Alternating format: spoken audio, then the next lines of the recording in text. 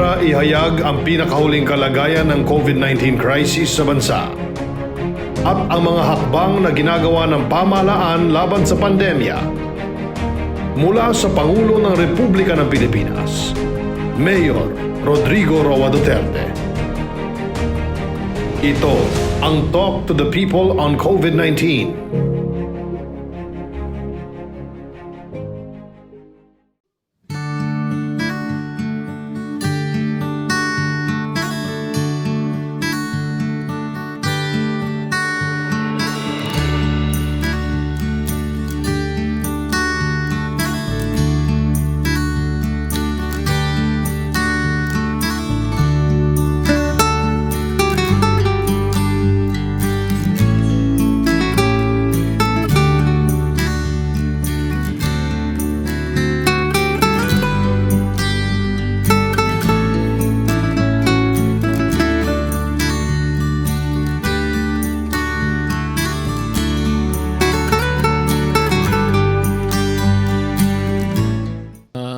Mga kababayan ko, malapit na ang Pasko.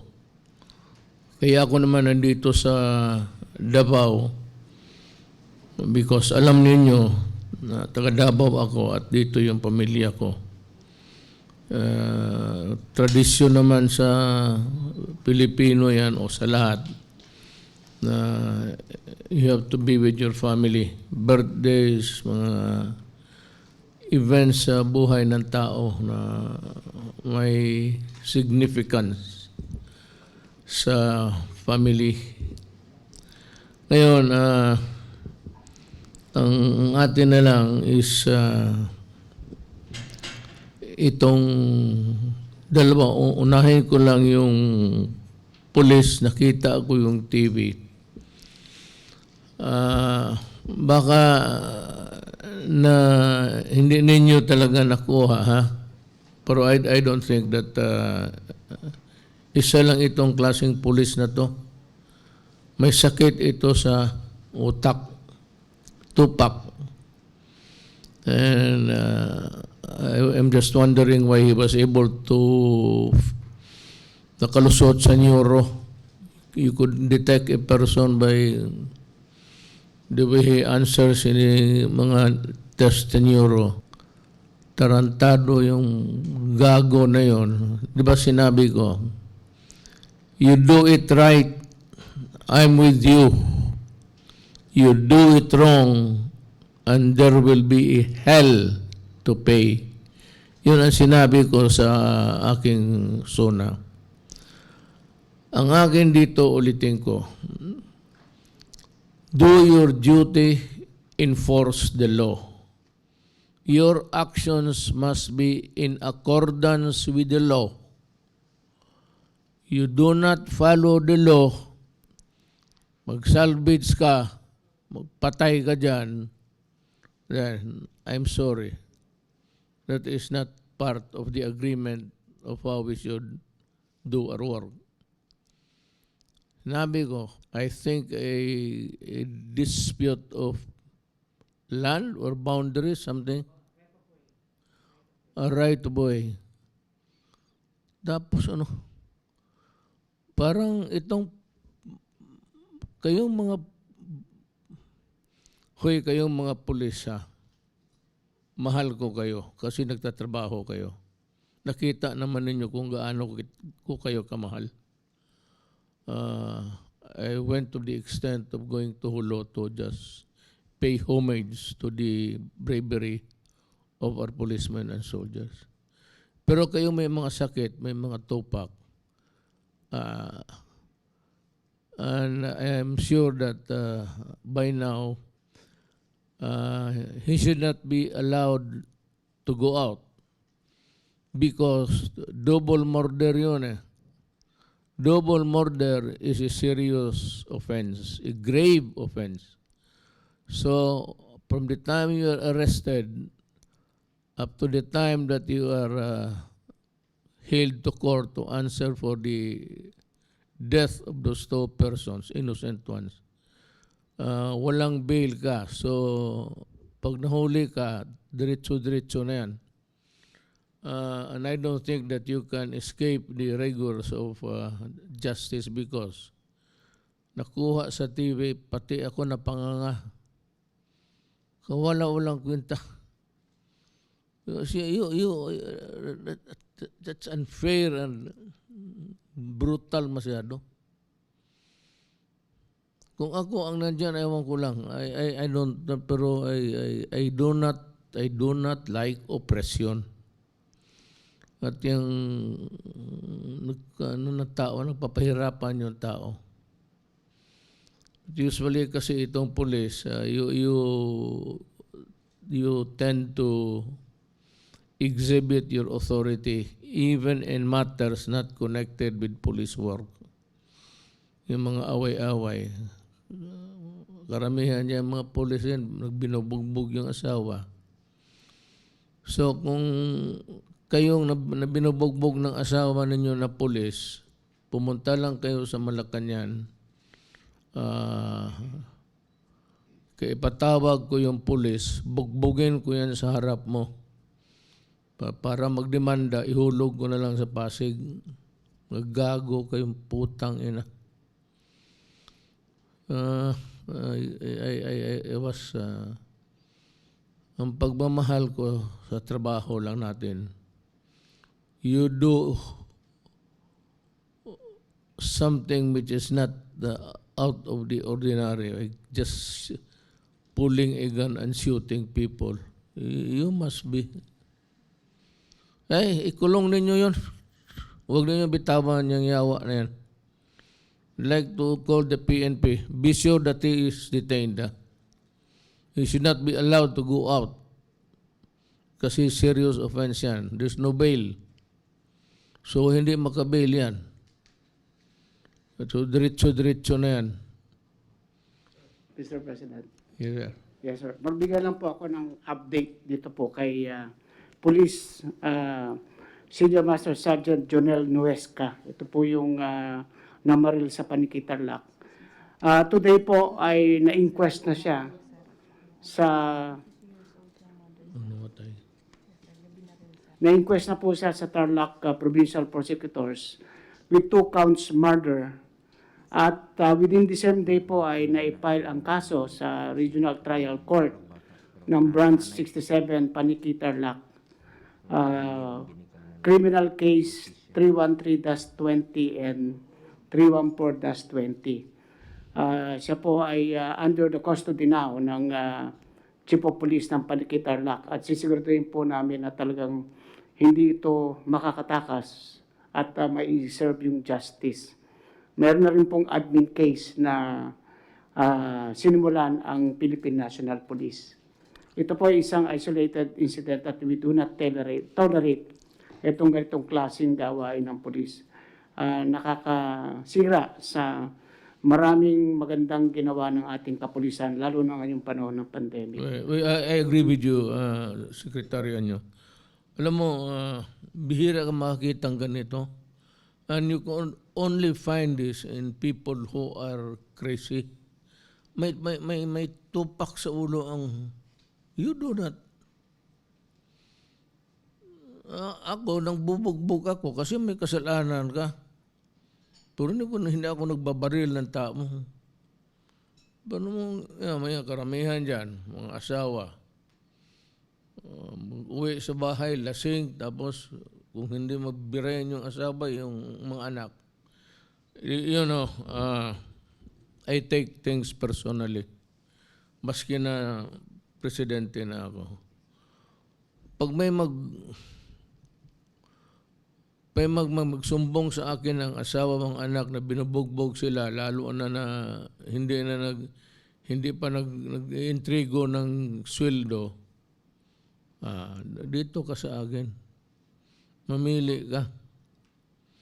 Ayun palang namatay is a mother, 52 years old, pati ang anak na 25, ang anak 25 years old, anak na lalaki. I agree with the General Anyo. Hindi ito this is just one of those things na bad break sa buhay ng tao. Hindi ito ginagawa ng... May tupak talaga ang gagong putang ina niya. Okay, ako kung nandyan ako, hindi ako magpahero ha. I'm not trying to be pass myself as a hero. Pero pag nandyan ako, hindi ko talaga kayong...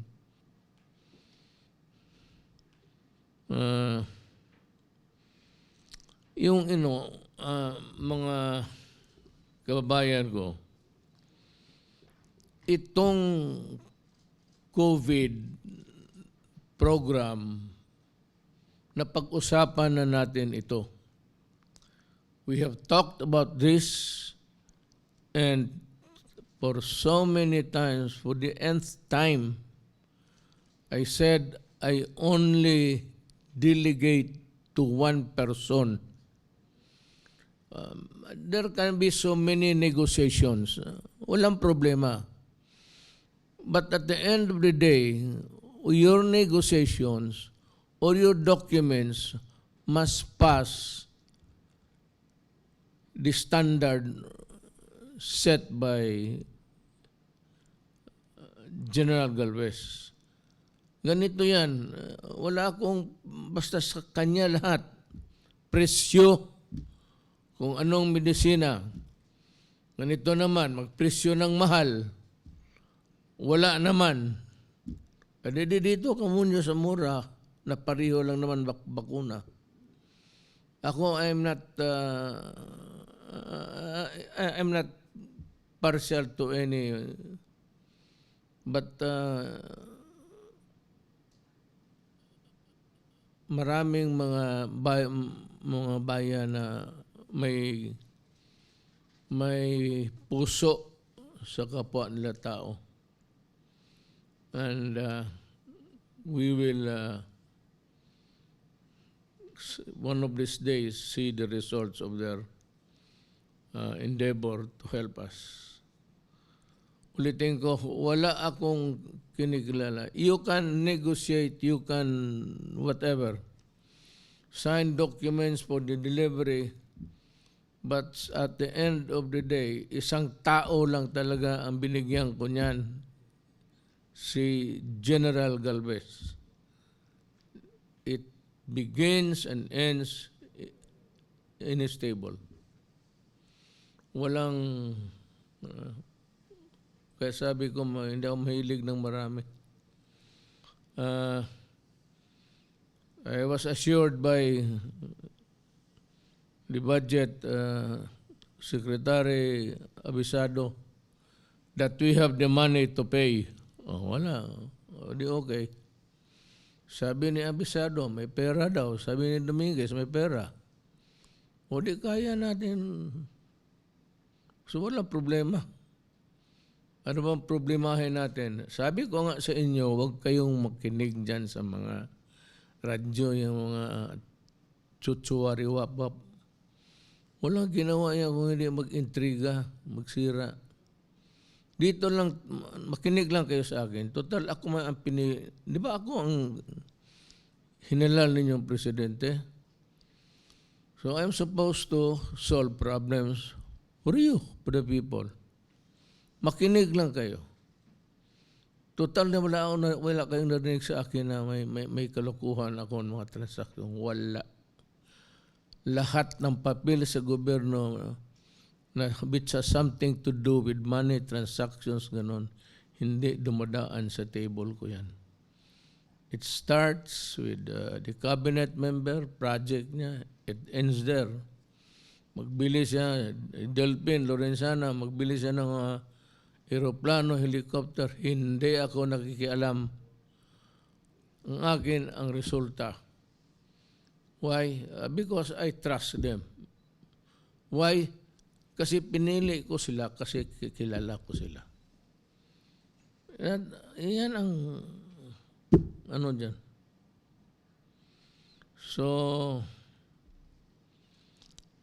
bakit nandito pala I forgot that General Anyo is here. And the police is under him. So si General Anyo na ang bahala doon sa ulol na yun. Kung pirituhin niya yun, mas magbuti.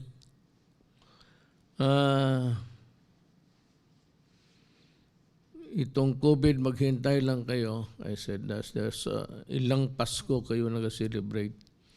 Ngayon, isang Pasko lang hinihingi ko in behalf of the nation. Because walang magandang lalaki dito pag may COVID ka, may sakit ka. I just related to the last time, husband and wife, na nilibing na lang yung asawa. Ang asawa ang una nihatid sa ospital. Yung lalaki, husband, was feeling lousy that day.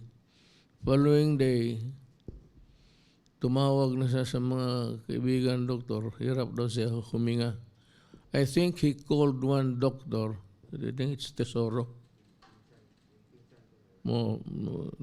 Pensanibong na doktor. Tinawagan niya at 12:48 at 1 o'clock. Sabi niya sa hirap daw siyang huminga. 12:48 at 1 o'clock, 1 plus, 1 after 1 hour siguro, o patay. So hindi na lang sinabi doon sa asawa na namatay kasi inilibing na lang. Thereafter, ang asawa was also suffering. Namatay rin. Kaya sabi ko, it's a sad story. I repeated it because para pumasok sa isip ninyo how important it is to do everything to avoid being infected with COVID-19. Yung mga tao na masakit, may sakit sa ulo, dapat yung pulis ang na-COVID ang buang. Pakainin ninyo ng COVID yung ulol na yun.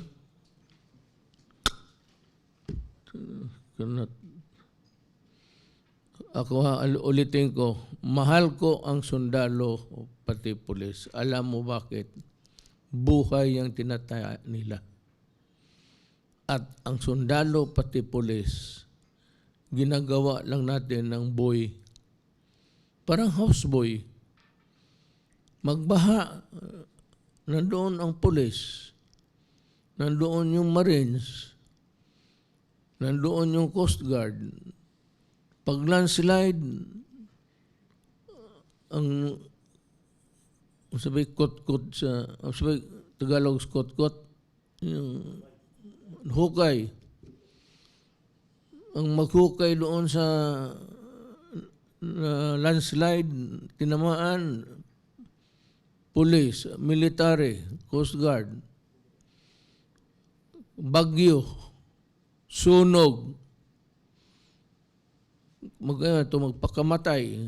Kaya, alam ko ang trabaho, mahalin mo sila kasi buhay ang alay nila sa ating bayan.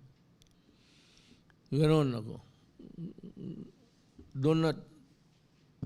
Huwag ninyong isali ang pagmahal ko sa pulis, yung mga gagong pulis o gagong military, for that matter. So, remember, again, umpisa na tayo. I'll just lay the predicate. Karamihan, at ano na ba ang sitwasyon natin? Makakuha ba tayo ng bakuna? Hindi. General Galvez will answer the question. It is your turn, sir.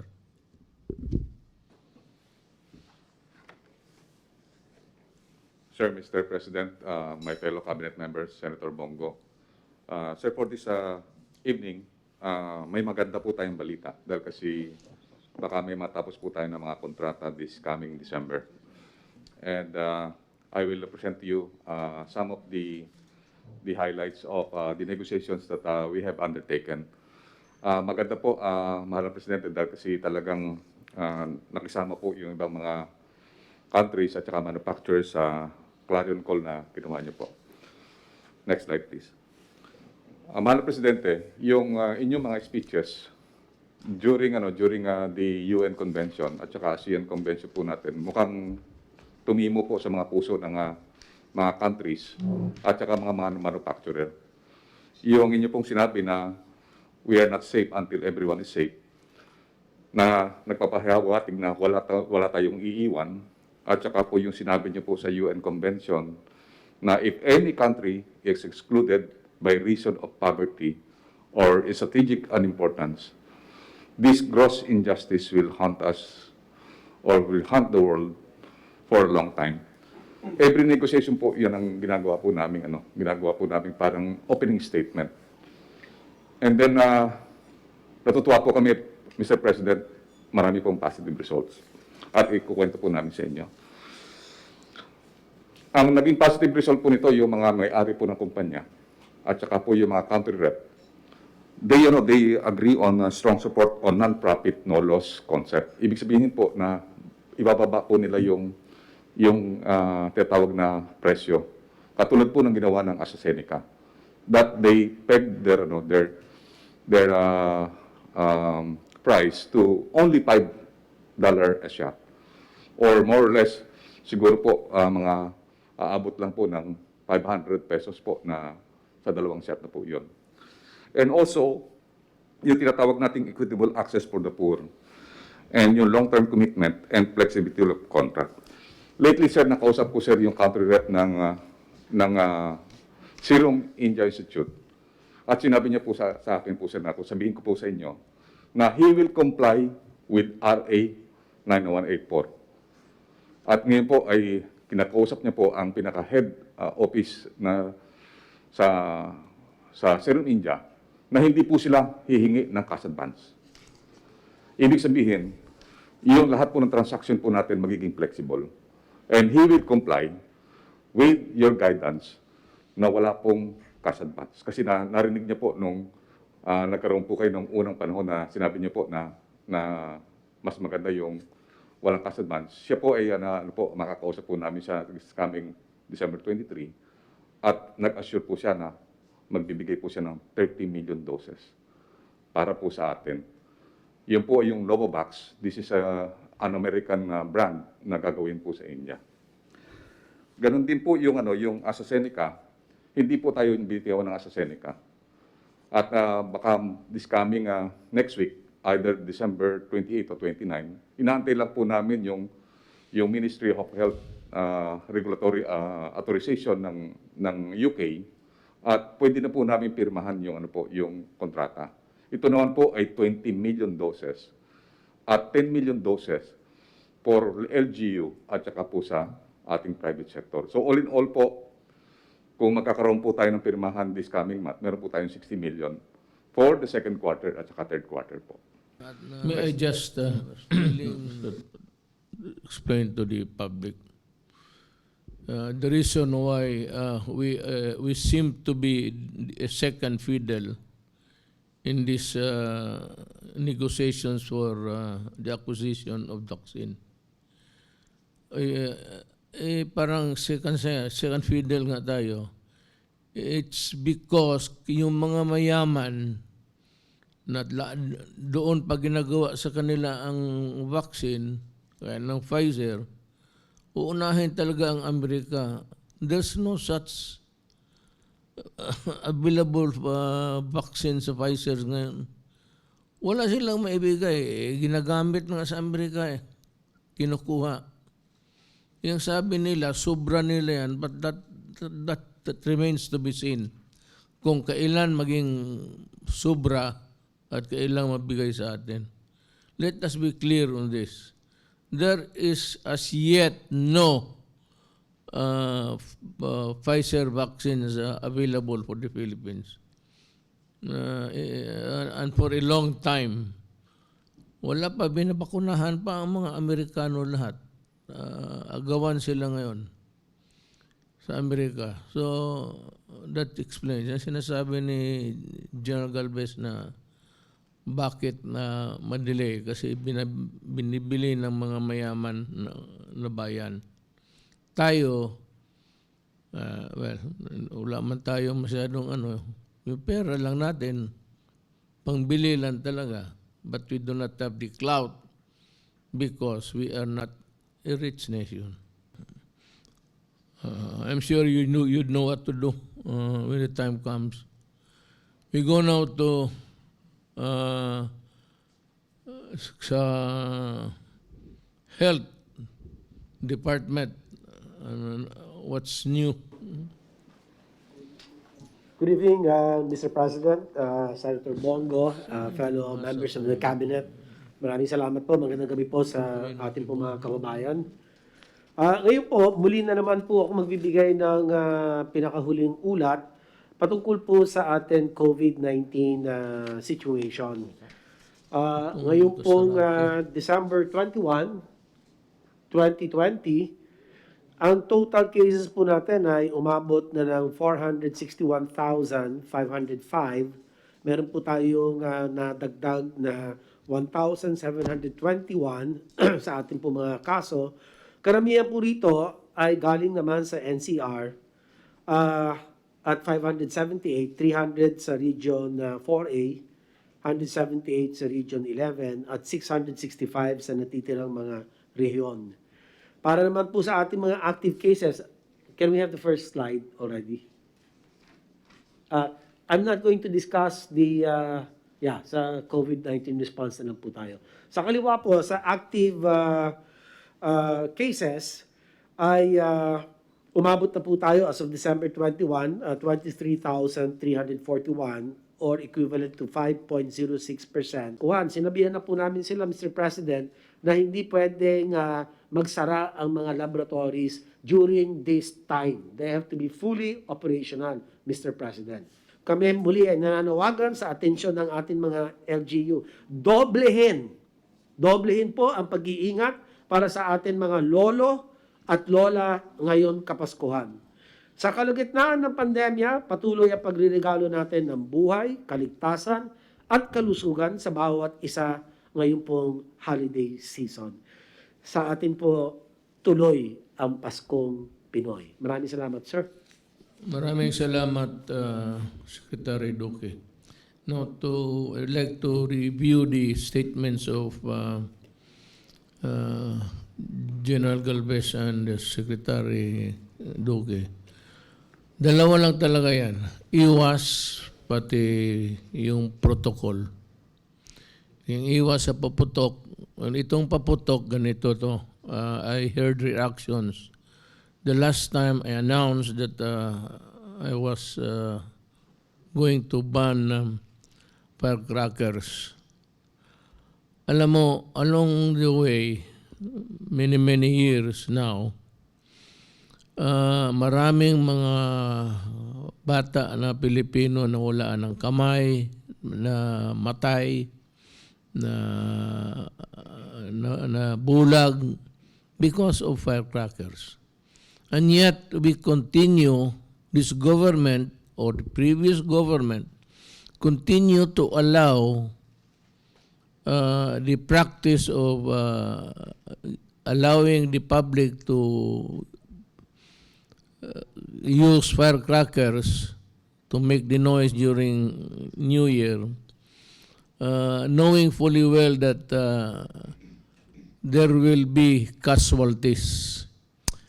Ang binabantayan nga every New Year is that we are glued on the TV and waiting for announcement of how many have suffered, ang ilan ang patay.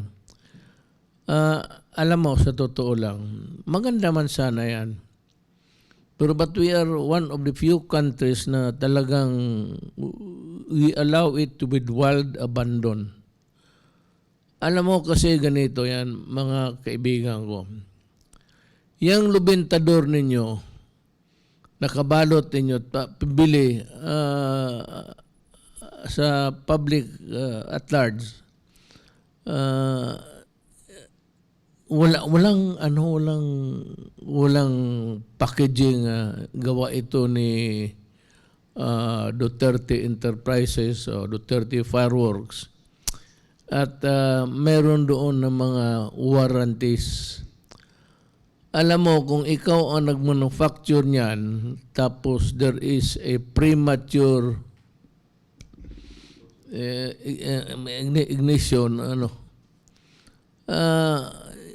walang mahabol ang tao. If you come up with products that are really either not properly done or overly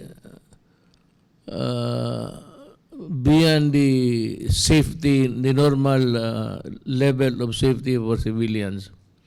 Kaya ng mga lolo, Goodbye Philippines, pampatay eh. Parang maliit na granada. And mga package ninyo, wala kayo. You do not assume any responsibility at all. Wala akong nakita na may hinabol ang gobyerno at nakulong dahil sa inferior or wrongly manufactured firecrackers. Until and unless we can come up with that, wala tayong mahabol sa inyo. Basta kayo balot lang ng balot, walang warranties that this is a good thing to do, except kung may mga caveat kayo, may mga warnings, please do not do it. Wala. Walang pangalan. Walang mahabol ang tao. And yet, they are using a product made by you which is capable of death, getting blind, losing your fingers. In the years that dumaan, baski yung mayroon talaga. So, nagtataka ako kung ganun ang sitwasyon when I was mayor. And now I'm a worker of government sa national. Bakit ko payagan na yung puputok na maraming madisgrasya, maraming mamatay? And even if it's only one child losing one finger, it's bad enough that it should put government on notice that parang, Adre, nasa gobyerno ka, wala kang magawa para sa mga kababayan mo. Yan ang problema. Alam ko yung Bukawi. I really understand you. I might even sympathize with you. Loss of earnings and you are driven out of business. But the problem is the higher duty of government to protect public interest, public health. Kasi sinabi ko, it's a health issue. Kasi pag na-hospital ka o nabulag ka o you get burned all over, walang nobody except for government because it's a job. But actually, nonchalant yung yun. We don't care. Basta binili na, tapos na. Hindi pwede yung ganun eh. Dapat yan, with every product that is sold to the public, government must have an intervention or to interdict something which is really not good. Yan ang ano ko sa inyo. Mahirap yung mga maputol yung paa, maputa. So, kung ikaw ang nasa gobyerno, yun ang paradigm ko dito sa Davao. Why would I allow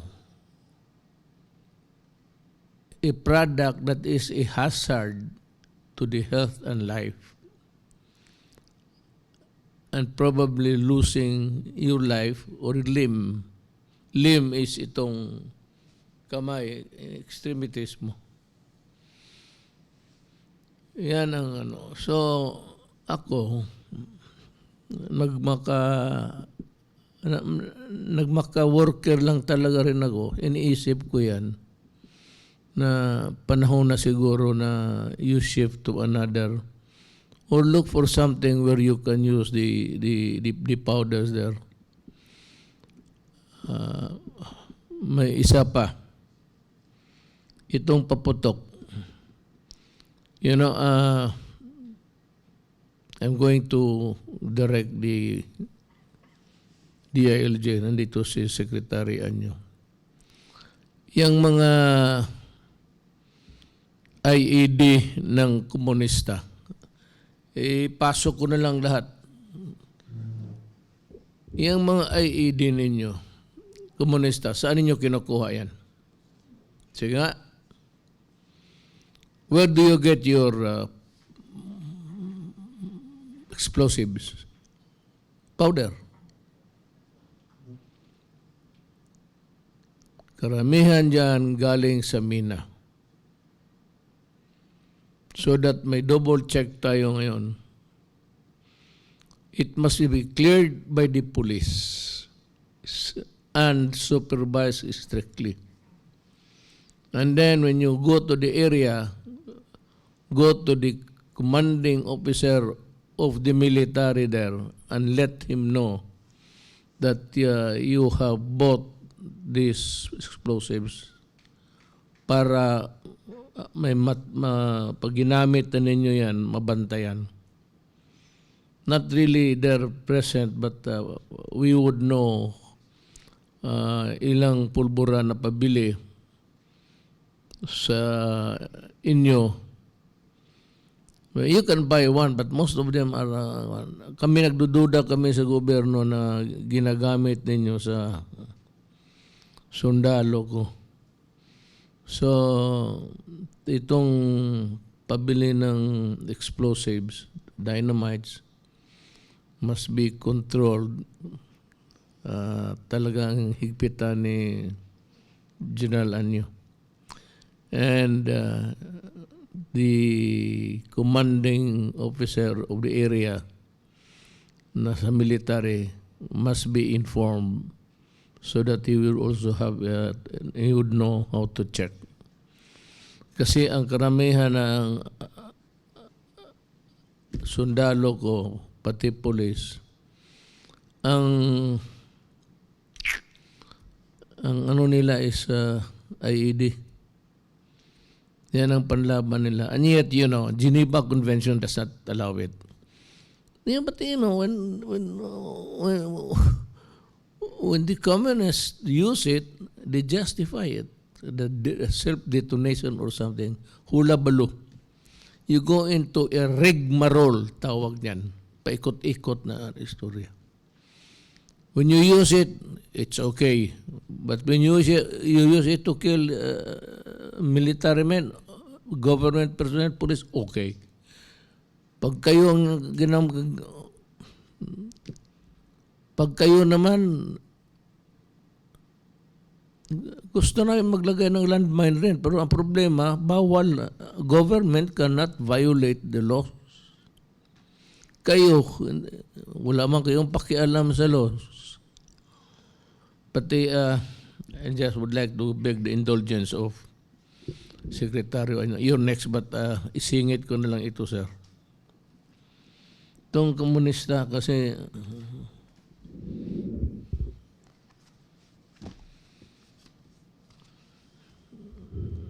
I'd like to call the attention of Carlos Isagane Sarate, is the congressman. Adre, may anak ka na nag-aaral sa Europe.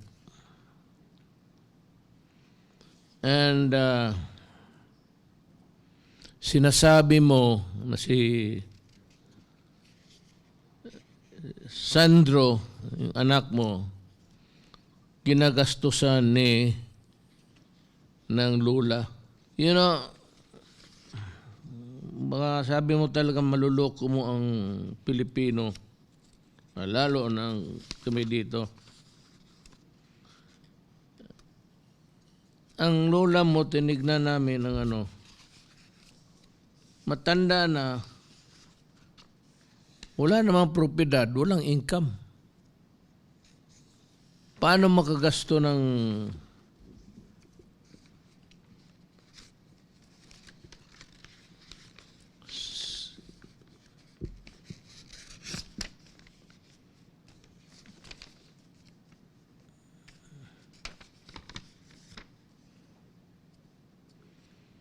education niya is John Paul II Catholic University of Lublin in Poland. Bachelor's degree in philosophy. Po dito, mayroon dito, he has been traveling all over Europe. He has been to Turkey twice, I think, and di ko na makita yung page. He has been flying all over Europe. At saka kung ang sweldo mo sarate, yan ang ginagastos mo para sa anak mo. You're pulling everybody's leg. Huwag mo kaming bulahin. Baka kaya siguro ang ginagastos mo yung pera ng kinokolekta ng mga NPA dito. Hindi nila alam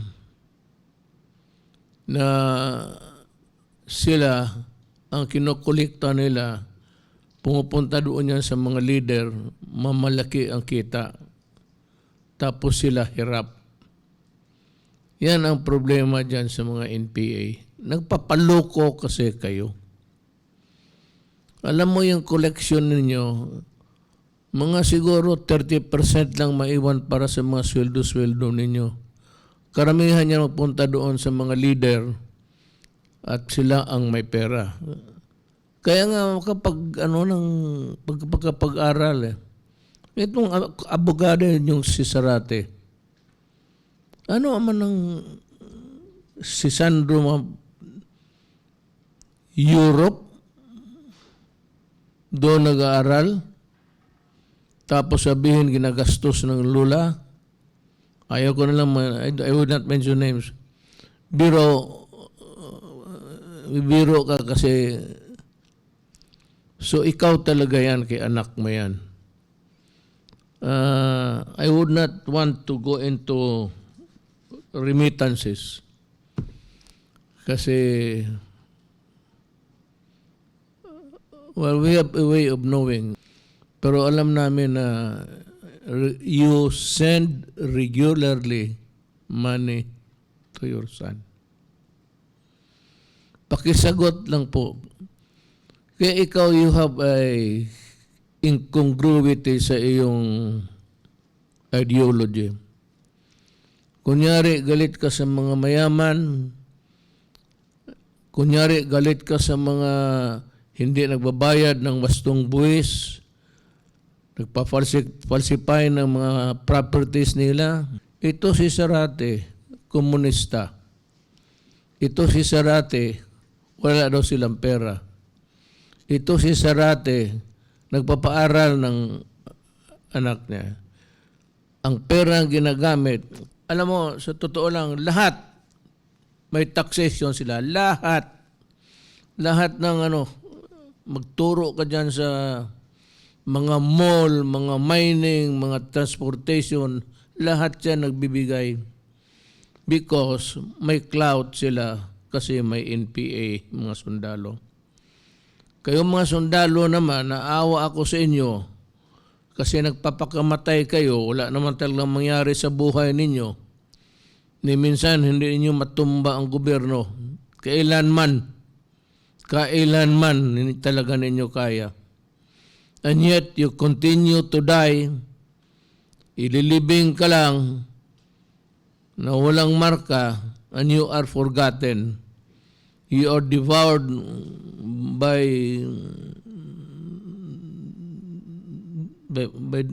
Mother Earth. Yun lang.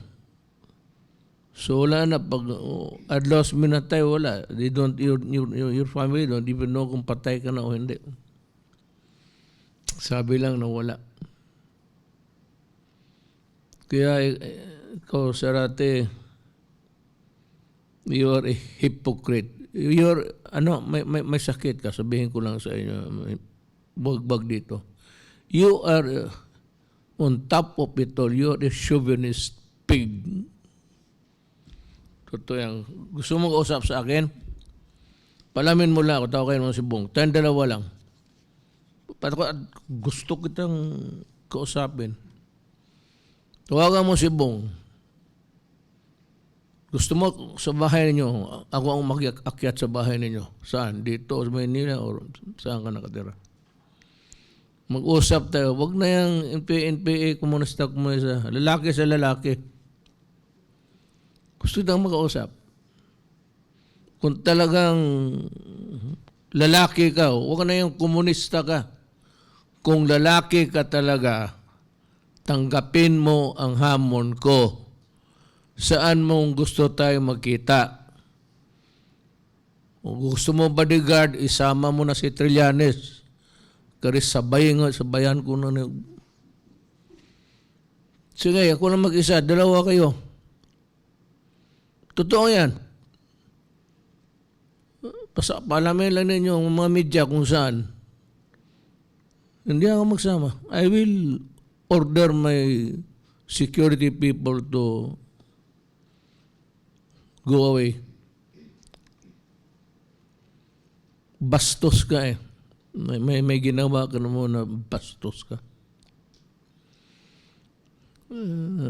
Trabaho ng tawag na ng mga chauvinist pig. Ngayon, agrabyado ka sa sinabi ko, kausapin mo ako. Puntahan kita mag-isa ako.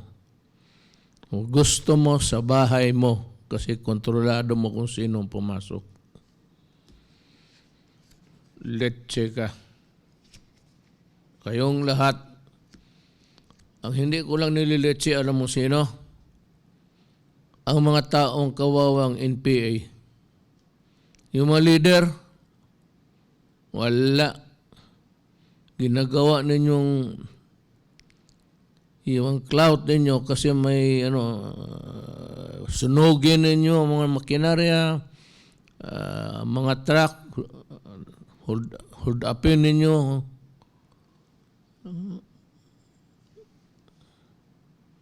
Tapos yung mga NPA, sige, mamatay kayong lahat. Yan na lang ang buhay ninyo. Sige, takbo. Yan ang gusto ninyo. Di sige. Total, itong Philippine Army, matagal naman ito. Wala pa ako, Philippine Army na. Tatay ko, no? Philippine Army, no? Wala pa siyang asawa. Hindi ako makahintay. Nandito lahat, gusto kong basahin. Kompleto picture. Bata ka pa. Pero high school, kuha ka ng diploma, bata ka ba?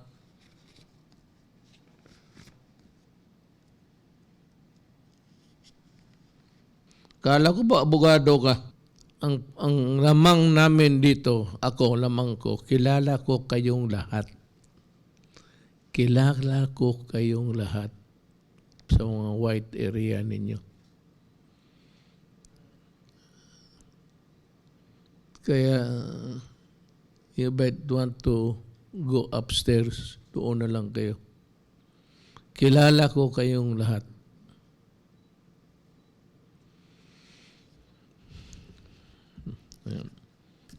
John Anyo, it's your time. Magandang gabi po, Mr. President. Magbigay lang po ako ng konting ulat. Ang DILG po ay isang departamento na nasa frontline at nagpapatupad ng ating mga quarantine protocols at batas. Pero isa rin po sa naapektuhan itong COVID. Sa buong DILG po ay naptala kami ng 11,199 cases. Ang pinakamataas po ay ang Philippine National Police, 8,718. Ang Bureau of Fire Protection, 1,363. Ang BJMP, 1,030. At nagkaroon po kami ng 38 patay. Pinakamarami po ang PNP, 27. Pero ngayon po ay 490 active cases na lang ang sa DILG. Pero patuloy pa rin magpapatupad ng kanilang mga tungkulin. Sa ating mga preso na binabantayan ng BJMP, nakapagtala ng total of 1,992. Pero 103 na lang po ang active at 25 ang namatay. Sa anti-drugs or anti-illegal drugs operation po for the last 2 weeks, ang ating Philippine National Police over the pandemic ay nakapag-conduct ng 1,829 operations. Nakapag-aresto ng 2,157 suspects. Nakapagtalaga ng pag-surrender ng 27 drug users at 12 ang namatay sa operations. At nakapag-confisca ng illegal drugs, binubuo ng shabu, ecstasy at marijuana, a total of 114,730,000 pesos po worth of illegal drugs. Thank you, General Anyo. Del? Magandang gabi, Mr. President. Kung lang po ito, sandali lang po ito, dagdag lang sa mga naiulat na. Yung pong inyong sandatahang lakas ay katulad ng sinabi ni Secretary Anyo ay kaakabay natin sa pagmamanman sa pagpa-implement ng health protocols. Maliban doon sa sinabi ni Secretary Doke kanina na mga high risks ay patuloy nating minamanmanan itong mga lugar na ito, Iloilo City, Iligan, Tacloban City, Lanao del Sur, at saka yung South Cotabato. Para po malaman nila na sila ay minamanmanan natin, baka sakaling tayo umaasa na sila ay lalong mag-ingat ngayong Kapaskuhan na to. Dito naman po sa testings natin ay nakapag-testing na tayo ng 6.4 million tests na. Yan, 6.1 million individuals. Detection capacity laboratory licensing, noong pong Pebrero ay isa lang yung ating laboratory, ngayon ay 196 na. At meron pang 86 laboratory na applying for licenses. Ngayon, doon po sa ating OFW ay meron ng 377,000 plus ang nakauwi at ating iniuwi sa kanilang mga probinsya. Yun po namang mga papauwing Pilipino na galing sa Sabah, hininto muna po, Mr. President, dahil nagkaroon ng 30 kaso ng mga dumating nung nakaraang araw. Siya nga pala, Mr. President, dahil sa pagbagyo ng pag-ulan, dala ng bagyong Vicky, ay nagkaroon ulit ng baha doon sa Cagayan Valley. Ang tinamaan po ngayon ay yung probinsya ng Ilagan, ng Isabela, lalong-lalo na yung city ng Ilagan, at saka lahat ng mga municipality along the Cagayan River. Pero nandun na po yung ating DRRMC na tumutulong sa kanila. Yun lang po, Mr. President. Thank you. Thank you. Everything is everything has been explained to the people. So, mga kababayan ko, salamat sa pagtangkilig sa programa na ito.